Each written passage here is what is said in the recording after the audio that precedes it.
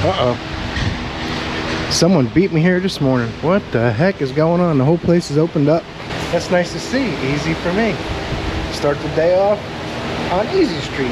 Thanks for tuning in. I'm Jimmy. We're making it work. If you're wondering what's going on, we're going to spend a day in the shop.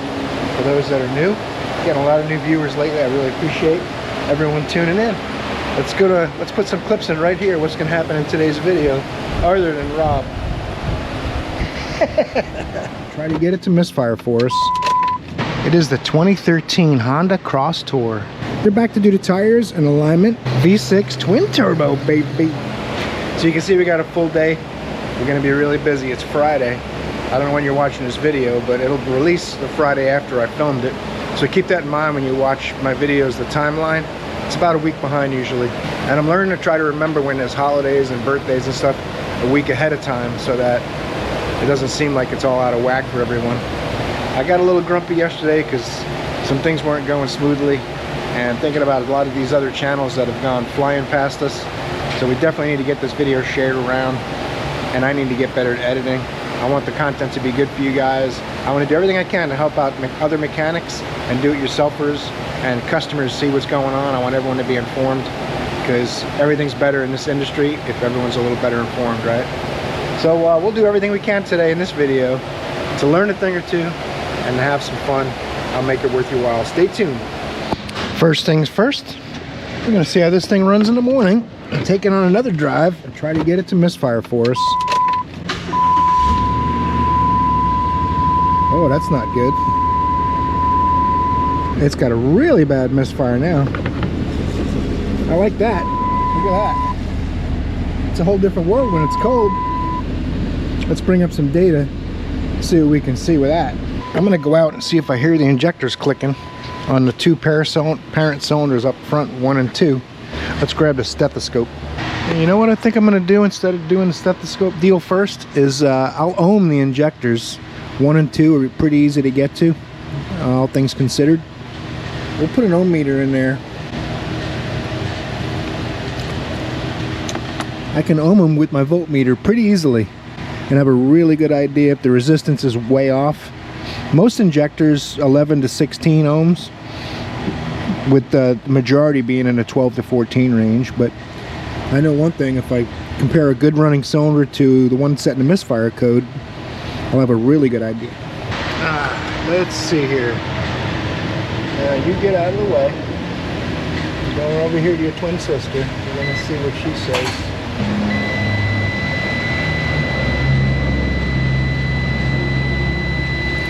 12.7. I was not expecting that. Let's see what this one is. Give me a second to hook this up. I'm grabbing with the ground. I'm grabbing one pin gently, and then I'm touching the positive to the other pin. And sometimes it takes a little dancing. You know the deal. You gotta dance, and that's just all there is to it. If it was easy, anybody could do it. I can't see it with my hand there. There it goes. So on this one, the ohm meter will beep and let me know if I have good contact. 13.8, 14 ohms. Oh, it just moved. Wait a second. It went down in the 12s. 12.2.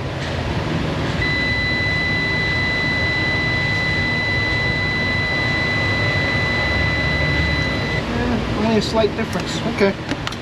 I was hoping I was going to see 25 ohms or something, but it could even be the computer not running the injector. Let's get the stethoscope now.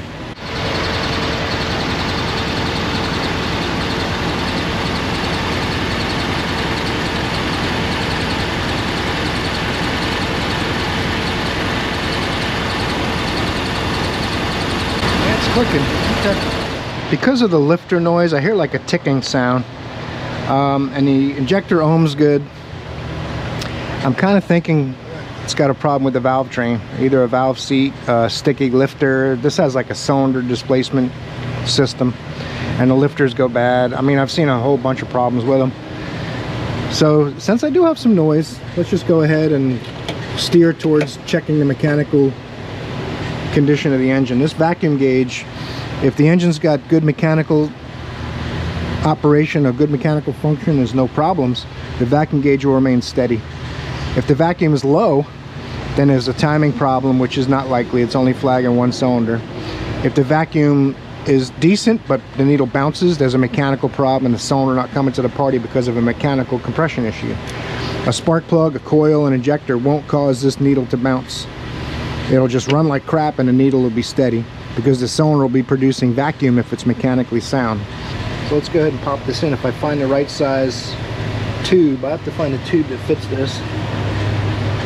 This might be a little big. I'm going to get the right adapter to get this hooked up. This is the purge hose off the back of the intake. I couldn't find an adapter to fit, so I've got my tapered fitting in the hose directly. And we got a nice steady vacuum, but it's also not misfiring right now, which is kind of terrible. I shut it off, started it back up, the misfire's gone, which really leads me towards a lifter that's sticking.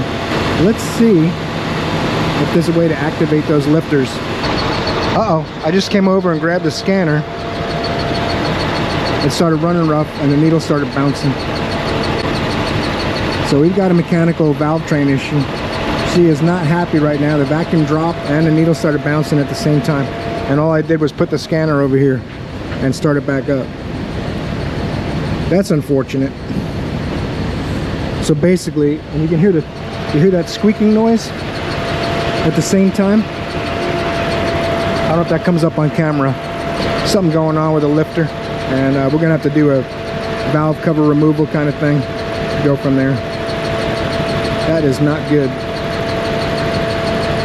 Let me see how far. We already know it needs maintenance. That's why I didn't want to sell maintenance on it yesterday, because that P0301, the look of the spark plug, it's worn, but it wasn't terrible. And if a valve's not opening, you'll get a misfire without getting a spark plug all fouled, because it's just not doing anything. It's like it turned it off. The lifter sticks down, if that makes sense. So, I'm trying to see where I can control this. MS solenoid, I don't believe is it. I could be wrong. I'll have to verify that. Fuel injector. It's a transmission solenoid. Underdrive, low reverse, 2.4, 4C, MS. I don't see anything in here to turn off. That's terrible. System test. EGR, ESIM, injector kill. Shift lever. I wish they would give you more control. And it's not the scanner. Keep in mind too that manufacturers have to enable controls that for the aftermarket, bi-directional controls, like the same way they want you to have subscriptions, FCA subscriptions. It's just, they give you some things, they don't give you others. They basically want to get you to come to the dealer. They don't want the aftermarket to be able to do everything, and different brands are better and different brands are worse about that. So that's what I'm dealing with right now. I'm kind of hunting and pecking around here trying to figure out if I can do some of the tests I need to.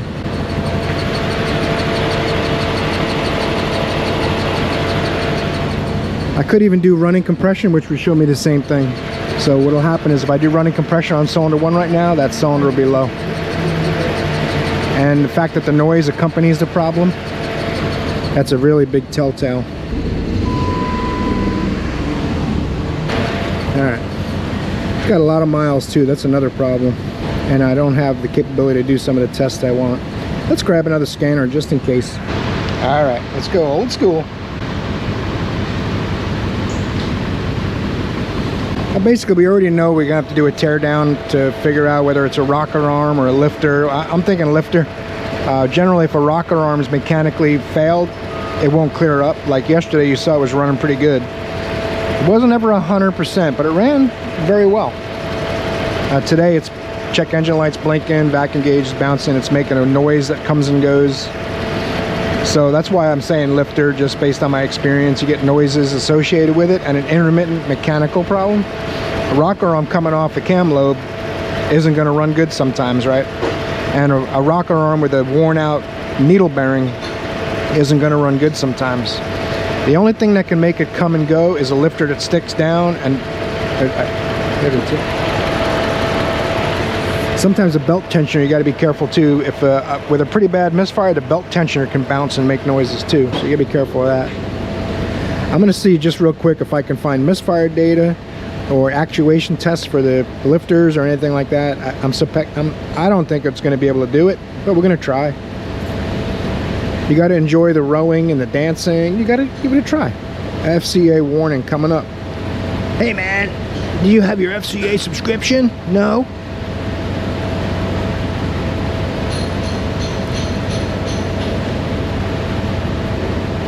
Cylinder 1. Enter. System test. Nope. Special function. Nope.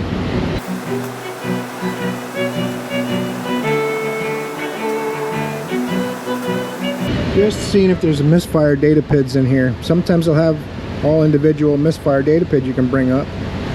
But I think it's what's going to have is misfire yes or no. And obviously when it's misfiring, you know it is. You don't need a scan tool to tell you yes. And that's what I'm kind of afraid of. There's nothing in here for it. Cam state, cam sync state, and sync. And like I said too, if you have retarded cam timing, you'll just have low engine vacuum. You won't have the bouncing needle. Yeah, okay. So it doesn't do any more than the other scan tool does either. Let's go ahead and get permission to take the valve cover off and see if we can look around inside here, see how far they want to go. Even with the mechanical problem, if we do fix that, it could even involve removing a cylinder head for a valve seat, which I don't think a valve seat would run good and not good back and forth. But it could end up there. We won't know till we start digging and see what we can find. Generally what will happen, especially if it's running bad when you shut it off, we'll take the valve cover off and one of the rocker arms will be loose because the lifter's collapsed. That's what we'll be looking for if the customer wants to go further. I got an hour and a half in it. I'm good. I don't mean good at what I'm doing. I mean, I've had enough. So I think we got a couple of flushes. I think we got a couple of flushes to do on someone that's waiting on a Honda. All right, rinse the negative terminal off. That was no charge. He wants his transmission fluid drained and filled and his coolant drained and filled, I believe. Two of them on there. Yep, transmission and coolant. We'll lift this thing up, see where our transmission drains and fills are. The cooling system should be real easy, although it might be kind of hot. Oh, there's no hose on the vent tube. It fell off. But there's a dipstick, so that's cool. Should be able to fill it from that too. Let's see what the fluid looks like.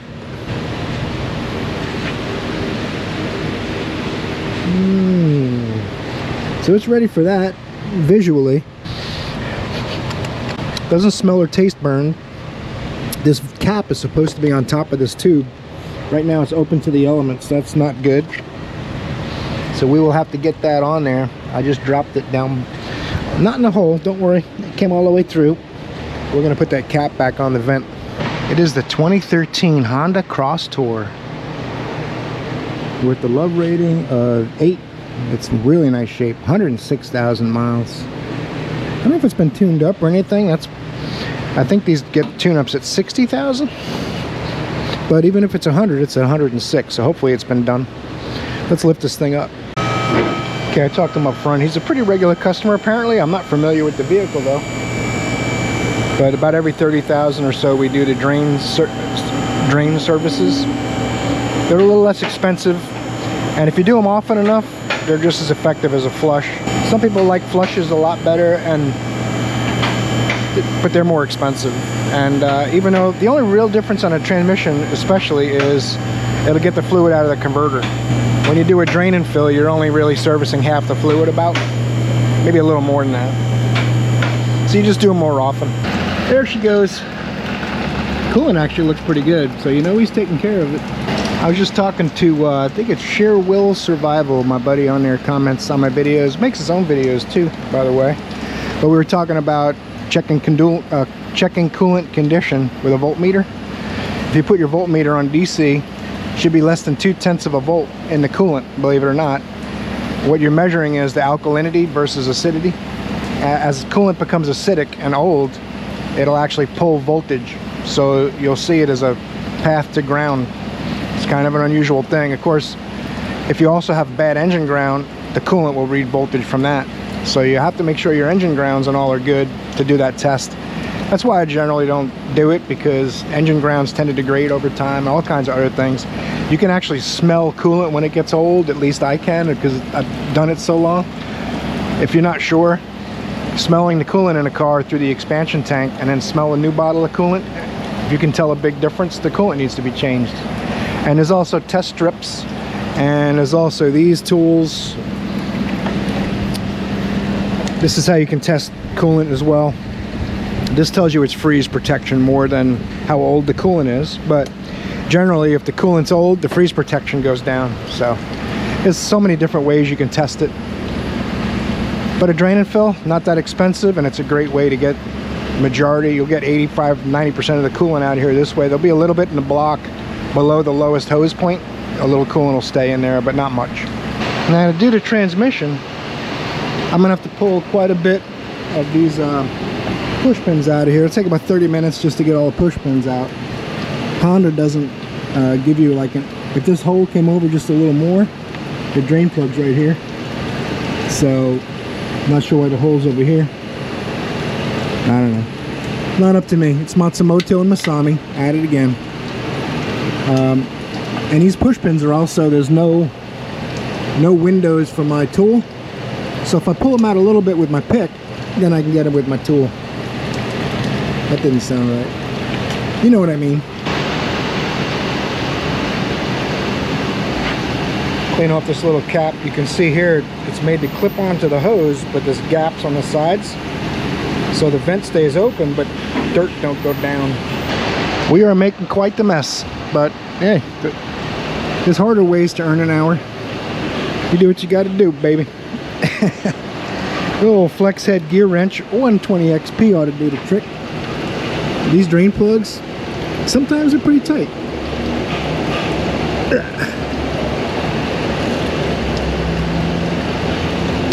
There you go. It's a big deal. Now you can use an extension if you want, or turn it by with your little digits. And I'm trying not to make a mess. I think I'll raise this up a little higher before I take it out the rest of the way.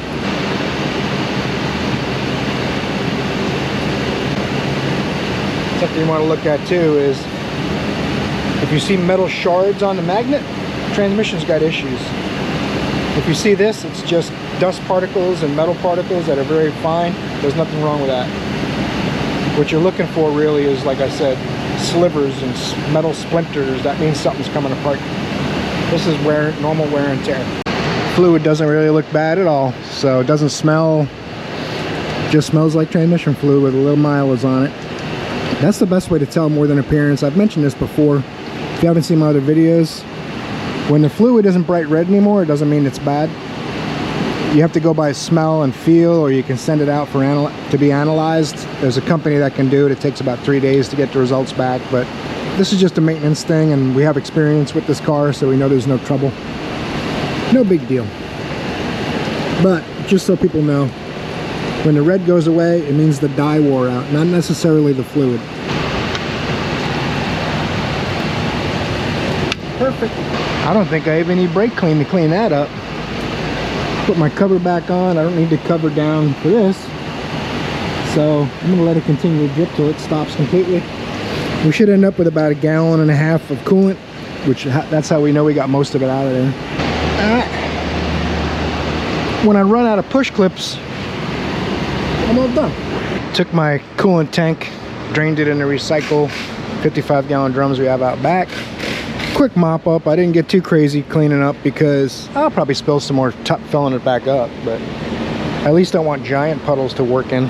Now we can pop this cap back on here. Shouldn't be nothing but a thing. Got to get me a skinny funnel. This, I think it's about a 3/4 inch hole. Pretty decent size. Yeah, it's pretty decent. And I got to grab some Asian coolant. Uh-oh, gear wrench is here. That means we spent some money, actually. They gave me these. I don't know if you remember, a couple months ago I broke one, and they said it's not coming up in your catalog for reorder. You can't reorder it. Well, they went to a tool show, and the gear wrench guy had them on display. He said, how can we order those? And they had a revised part number, and the catalog hadn't been updated yet. 82106-06. So they got me these for free. I said, I don't know where the broken one is. I think I tossed it out. You guys might remember, I went ahead and bought this one because I love the double-hinged bent needle nose. It's one of my favorite pairs of pliers. So then I got a whole set, straight and angled ones. And then I bought wheels for my squeaky cart. I bought wheels from my squeaky cart because you guys have complained so much. Look at this. You guys, man, you need to put some wheels on that cart. I didn't really know they were replaceable, but he had them on his truck. So we're gonna pop those in later on, see how that thing is to roll. I bought this probably from my Mac man, probably 12 years ago. So it's been through some stuff. And those wheels gave up a long time ago, but I got my money's worth out of them. These are like 40 bucks for the set. It's like 80 and 90 bucks to buy a new one.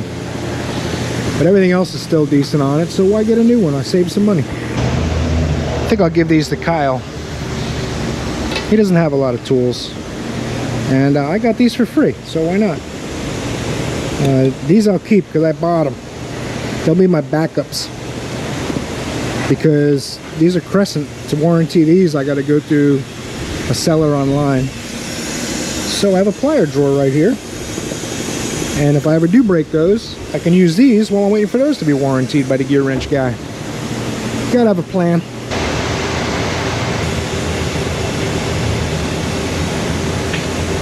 I'm gonna get my funnel, because this is gonna take forever.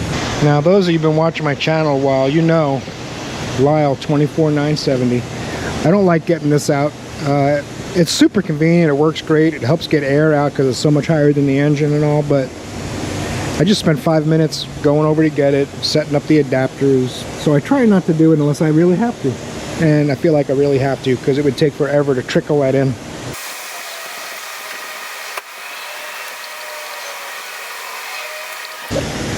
One of the things that separates my channel from the others is I'm all about time management, and you're actually spending a day at work with me. I'm not, some channels will spend 6 or 8 hours filming a 15 or 20 minute video, moving the camera, and they have better audio, and some of that I'll give them for sure, but it's not real. You know, setting up lighting and microphones and filming things, and if something goes wrong, they reshoot it. It's called a retake. But that's not what we get here. This here is as close to reality TV as you're going to find on YouTube. Someone tells you a drain and fill doesn't get enough coolant out. This is the second one. It's pre-mixed. I'm going to start about 3.5 quarts, and we'll run it. And these Hondas, at least this one, they're all a little different, but most of them you run it, cycle it through the gears, shut it off, check the fluid level within a minute with it off. So that's what we're going to do. Just for giggles, we get an idea where it's at without it running.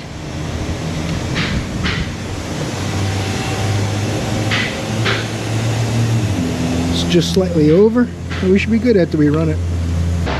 Boom, perfect. Some of you might remember this Impreza from a few days ago. They were going to do the tires another time, and we did brakes and stuff, and I said, man, front tires are dangerous. They're back to do the tires and alignment, and they want to know what the wheel bearing noise is. You might remember I heard a noise driving it, so that's what we're going to do in this one. In case you didn't see my other video, the car is in pretty bad shape. They don't clean it a lot. It's only got 78,000 miles on it, but if you're not the kind of person that likes soap and water and cleaning stuff, don't get a light gray or a light tan interior. Just go with the black. It doesn't matter if it's on the door panels, but you definitely don't want the seats. You can see they're spilling coffee and soda and stuff, which most of these fabrics are Scotch guarded. It'll clean up if you clean it. Once it goes a few years without being cleaned, it might not come off. I'm not sure. Car's 6 years old, poor thing. Let's get to work. For those of you who don't remember, the inside of this tire, give you a light, you'll see better. Yeah, she's no good. But right now, I'm listening for bearing noise. What I like to do is put my fingers on the spring, turn the tire, watch your hands on the wheel well, watch your hands on steel cords, but if you put your fingers on there, the spring will amplify any kind of bearing noise. I'm going around all the wheels. I already figured it out, but I want to show you. And I'll let you listen to it as well. You can probably hear it. This one's quiet, believe it or not. Okay, this is the one with the bad bearing.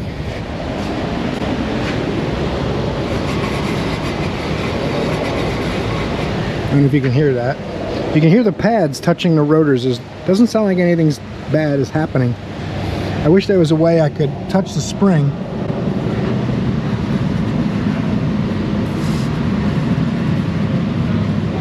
Not sure if that comes up on the audio. We'll find out in editing. You might remember too, I also thread chased all of these studs, but we didn't have a nut in stock for this one. I cleaned the threads up. But if we do the hub bearing today, that'll have all new studs. And I'll make sure they get me a nut. Uh-oh, that might be my tires. I've been looking for them for about 10 minutes. Can't find them. In the meantime, I'm popping these wheels on the old creeper. Really pretty simple.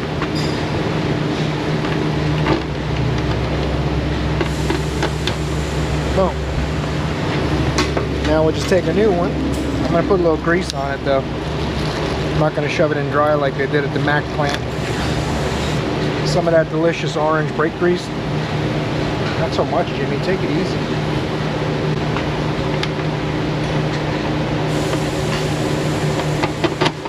Feel like a new creeper in a second. Oh my goodness. It's nap time. Oh. Look at this. Now this is a YouTube channel you should have already subscribed to.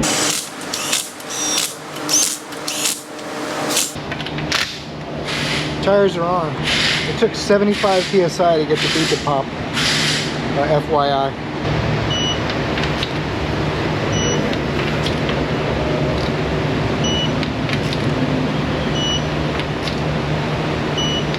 I just got word we're going to do the right rear hub bearing too. Back up she goes. Get these brakes out of the way. Then it'll be a lot easier to get the hub bearing out. I'm going to pull this, get myself some clearance for going back together.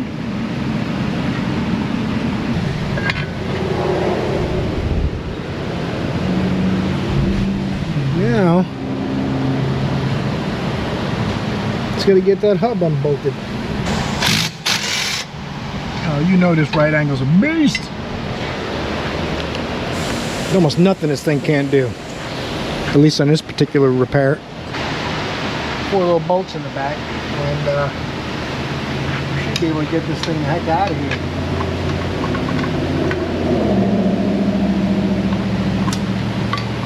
Get a little ball peen action going. Don't matter if I hit the studs. I wouldn't use the studs as a leverage if I was going to put it back in and I was doing other work. Since it's getting replaced, all I got to do is pull this axle nut off of here.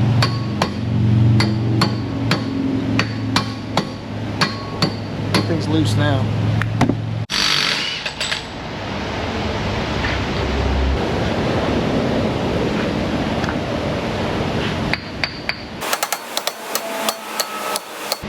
Come on, the brakes aren't going with us. The brakes are staying. At least I hope they are.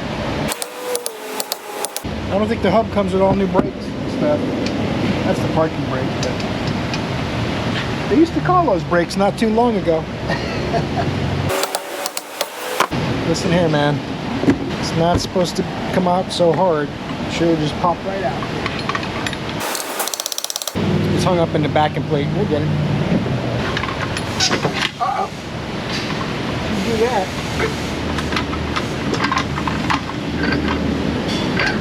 Listen, man. Listen. We're going to be friends. You're going to come off of there. I got a little bit of that good old South Main Auto rust. That's what it is.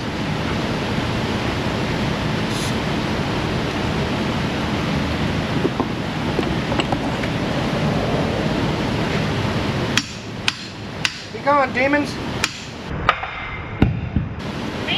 I said get out. Sometimes the bolt spacing will be different top to bottom and they're not symmetrical, but this one looks pretty symmetrical to me. What do you think?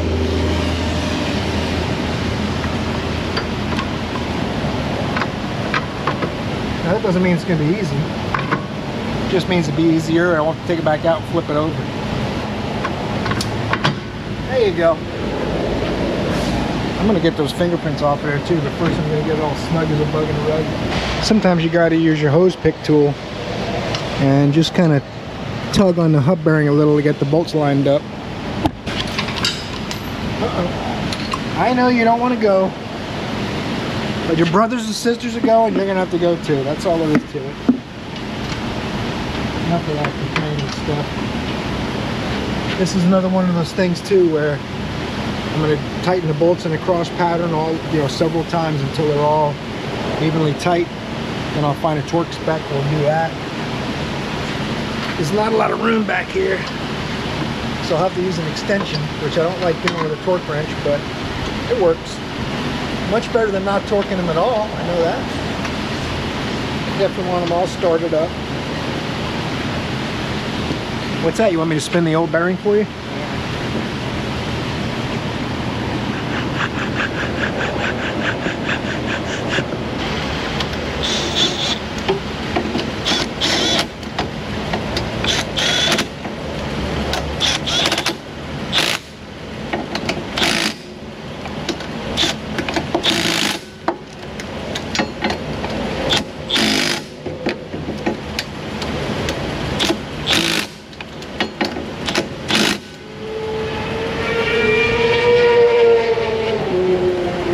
Organ donor. I know that's not a nice thing to say, but it's true.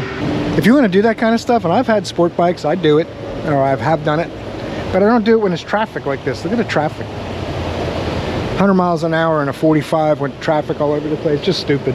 Find yourself a nice back road.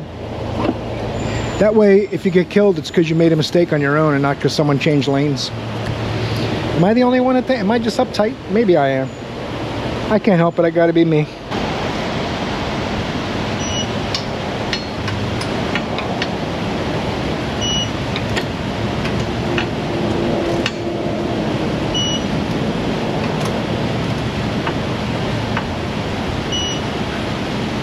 .48, 165 on the axle nut.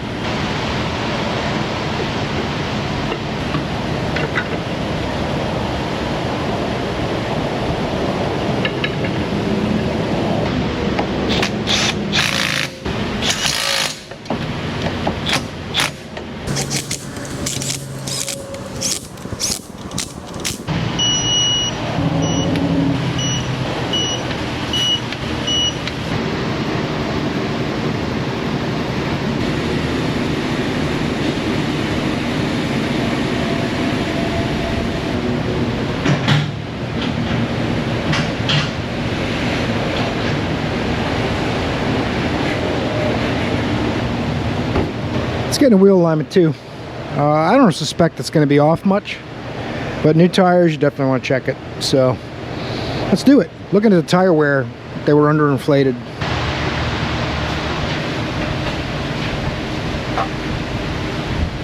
Bill's having about as much luck with the tires as I had on my tires. That's why I didn't film it.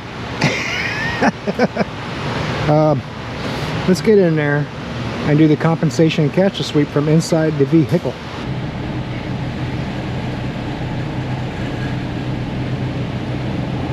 Oh yeah, doggy. Come on now. I said, Bill, you want a hand with those tires? No, I'm enjoying the misery. I'm gonna have to go help him. He's gonna get hurt. The Goodyear heavy truck tires have a bead like that thick, and you can't hold down both sides at the same time. Whoop. A little bit of toe in the right rear and this thing's ready to go. It'll probably fix the right front. Sometimes it messes the left front up. We'll see. Let's have some fun with this.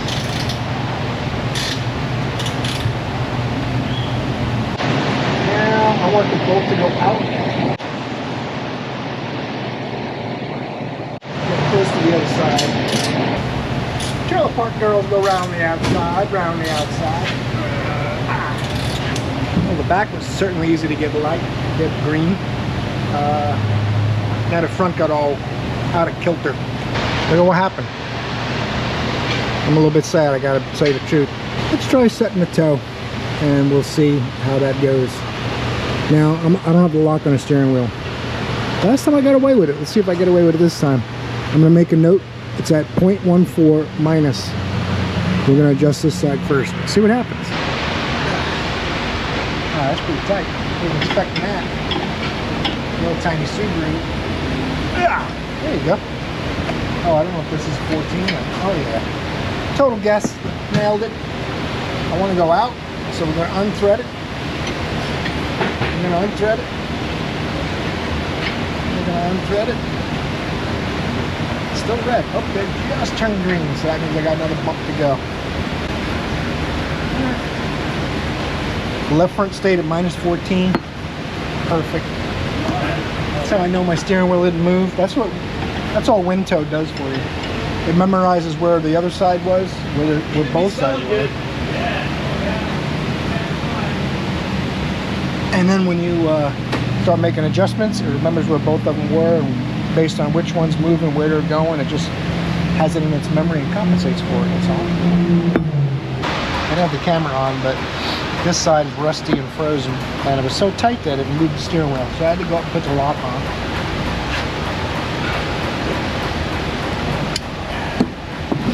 Let's start over.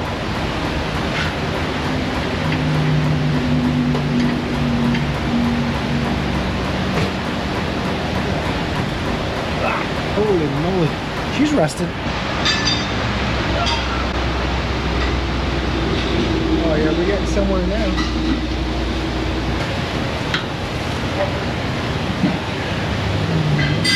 That'll work. All right, now we're back to where it looks like we only adjusted the right rear, but we adjusted 3 wheels. So, but it's meanie greenie, good to go. All right, I got a green machine. I got a straight wheel. All that's left, put the heads up and take it for a short drive. Make sure that bearing noises are gone and it goes straight with the wheel straight. It's got a little body damage there, but everything's good to go. Oh, I was watching a video last night. A good YouTube channel. Dave's Auto Center, I think it is. He was talking about when your car has been in an accident to take it to a good body shop to put on a frame machine. But you can do things like looking at max steering angle left and right. You can do primary specifications. SAI tells you a lot about if something's bent or not, if the car's been in an accident. But I want to show you another one.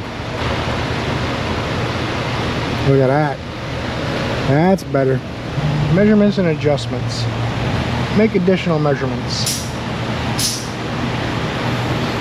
Now, there it is. This shows you when you go in the screen here, you can go through all these other measurements, check all kinds of other things. This is what a frame machine does, and the Hunter alignment machine, if you have a modern Hunter alignment machine, it's very capable. It's showing you here in this car, which has not been in an accident, the left wheelbase, the right wheelbase, the front track width, and the rear track width. So if you have the specifications where the wheelbases are supposed to be, then you'll know if it's locked in. But even without those, I can see that there's only a 0.3 difference from left to right, within a quarter of an inch, which is probably an allowable tolerance. You'd have to really take a look at specifications to see, because every car has a certain amount of setback built in to control the way the car handles, all that kind of thing. Showing you right here that the right front, I believe, is going to be where that quarter inch is lost. That doesn't mean it's a problem, like I said, but it can be measured with a regular alignment machine. I just wanted to show that. Reset for the next guy. Yep. All right, we got her out of here before lunch. Life is good. I'm gonna take this thing for a drive. Maybe I'll have me some snacks. Got a Chex remix right there. Just a joke. I don't ever eat anybody's stuff because I wouldn't want them to eat mine.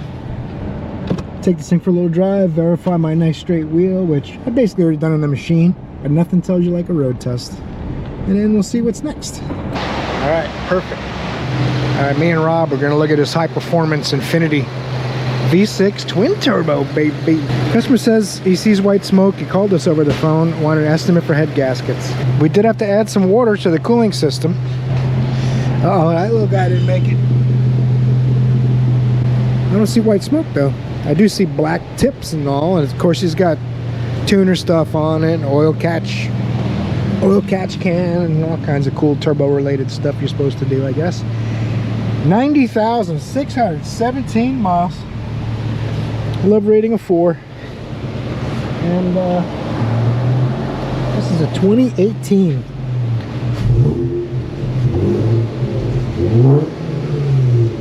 Airbag lights on, tire lights on. I am not seeing anything from the exhaust. See some smoke? Interesting. Most likely, if this thing's consuming coolant or oil, most likely it's going to be a turbo related problem more so than the engine. One of the other guys was supposed to look at it, but they didn't want to, so I'll look at it, see if we can figure something out. I'm gonna head inside, let it run a little while. I'll head inside and take a look at service bulletins and things like that, see if I can find recalls, and we'll go from there. All right, let's see if we can figure something out, service information, and maybe there's something we can check or do about it. Got a rebuilt title. Nice. If you're gonna buy a high performance luxury sedan twin turbo V6 Infiniti, definitely get one that was crashed and repaired. Good idea. Did that sound a little too sarcastic? I apologize.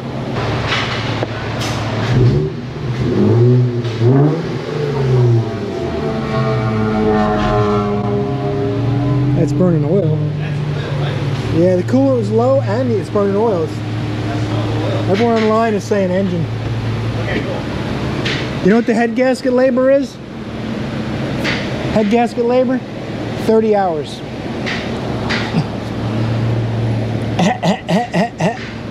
Let's see what kind of codes we might have. Let's see if we got any codes in here that'll help us, but apparently, you know, the rebuilt title, it's very likely this hasn't been properly maintained. Looking at the oil, it looks okay. I mean, the oil change sticker says 91.7. It's at 90.6, so it's 1,000 miles away from needing an oil change. So it's not overdue as far as the sticker goes, but obviously this was bought used. That's where the rebuilt title's from. They bought it like an auction or whatever, used car lot. They have to disclose if a car has a rebuilt title in the state of Florida. But usually, let's play hunches. I like playing hunches, you guys know. Usually, if a car's got a rebuilt title, it probably hasn't seen a lot of love and hasn't been maintained. And engines need maintenance. Nowadays, there's so many high-tech things going on in an engine with cam timing and all kinds of stuff. Some of them have variable displacement. Some of them have even variable camshaft profiles, like some of the Hondas and other cars. They'll have 2 camshaft profiles based on your engine speed. You could have a 2-speed oil pump, electric water pumps. This car has a cooling system for the turbos and a cooling system for the engine, and electric pumps for the turbos, kind of like my Tundra has a lot of that stuff, and they need to be maintained. If you're not changing your oil and coolant and doing those things you're supposed to, then you're going to end up needing an engine sooner than you really would think you would. The AC also doesn't work. They didn't ask about that, but I'm just putting the air on vent so that there's some kind of air movement. Q50 3-liter 6-cylinder twin turbo 2018 Infiniti. I'm just going to see if there's any codes for them, but it's definitely burning oil, and I had to add about a quart or so of coolant, which is not a lot, but everything I'm seeing online, there is no recalls or service bulletins from the manufacturer, but there are lots of mechanics and identifics saying consuming oil, consuming coolant, replace engine. And some of them at 40 or 50,000 miles, they hadn't been maintained. This one's got 90,000 miles worth of lack of love. I'm a little sad about the whole ordeal, if you can tell. All confirmed, yep, absolutely. We're gonna pull codes from all the modules. We do have an ECM code, but the ECM light's not on. That's interesting. BCM code 6, restraint code 6. I'm gonna guess that the restraint codes are from whatever collision gave it that rebuilt title sticker. Normally they don't change the seatbelt tensioners and airbags. All have to be changed when you have an accident, which is what generally totals most vehicles. So what'll happen is a lot of used car lots and auctions, they'll fix the bare minimum, make it look pretty, run it through an auction with needing a bunch of airbags and seatbelt tensioners, or you have to tolerate your airbag light being on, and when you have a collision, the airbag system won't deploy. So it's super sketch is basically what I'm saying. Let this finish, bring up some codes. We're gonna do a real quick inspection. I'm leaning towards a worn out, neglected engine. And now it got hot, it's definitely doing some stuff. I'm gonna not let all of that up in the car. It's oil, it smells like oil. So what's happening on this is burning more oil than coolant, but it is also consuming coolant because it was low. Not looking good. This can also be caused by turbos. Super difficult to figure that out though, I'll tell you what. Is it the turbo or is it the engine? So what happens is the turbo will ingest oil and push it into the intake, and then the spark plugs will show that it's burning oil, the exhaust will smoke, but it could be caused by the turbos. The only way you really know is tearing everything apart, getting a good look in the turbos, because if oil's on the inlet side of the turbo, then the turbo is leaking into the inlet system. If oil's on the exhaust side, then the engine is pushing the burned oil through the turbo, but the turbo's not causing the issue. So that's going to be another little bit of tear down to lock that in. But the fact that it burns some coolant as well, that's the major issue pointing towards engine. Turbos could consume coolant as well if they're cracked or something like that. Another thing, you have to take everything apart to inspect. I don't know if you heard me tell Rob, I'm pretty sure the camera was on, but head gaskets are like 30 hours, almost 30 hours labor on this, which means you got to pull the engine out to do them. So it runs okay, but it just leaves a trail of smoke behind you. P0106 ABSL pressure sensor or circuit. BCM, low voltage, gear status, engine status, signal loss, ignition relay, hood switch. Supplementary restraint, front crash, pre-tensioner, yeah, this is seat belts that weren't replaced. So, CAN communication circuit, sun load sensor, engine speed. This has got some codes. Let me send the report up front. We'll clear them and see what ones come back. At least we can do that for them. Sharing successful. All right. Now it's safe to clear them. We've got them recorded. Codes are clearing. All right, all my codes are cleared. All the tensioner codes come right back for the airbag.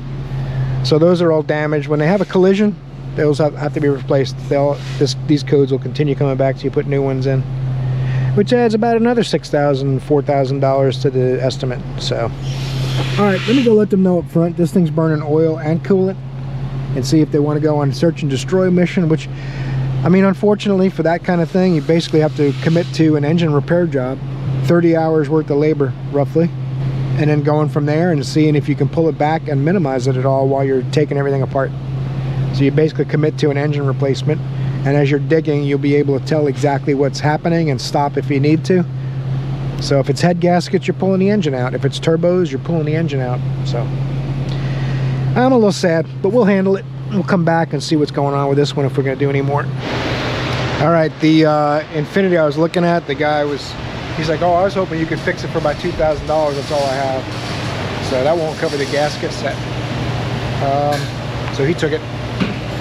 That's going to end it for today, pretty much. I'm going to start buttoning things up. This is my son Jeremy brought this over from TRZ Motorsports, and we're going to use it for our hardware. They were going to scrap it. And he's like, you want this shelf? I said, heck yeah. These things are expensive. If you guys are in the business now, you can put all kinds of stuff in it. So we're going to use it for our hardware. I got the project truck tucked away, so we're going to start closing the shop up. I appreciate you guys watching. I hope you've enjoyed it as much as I've enjoyed doing it for you, and I hope you'll click the like button before you head out. Subscribe if you haven't yet. Don't forget, check out the Amazon store. It's been doing pretty well the past couple of months. I really appreciate that support. You guys are awesome. And more important than anything, I hope I see you in the next video, because you're awesome.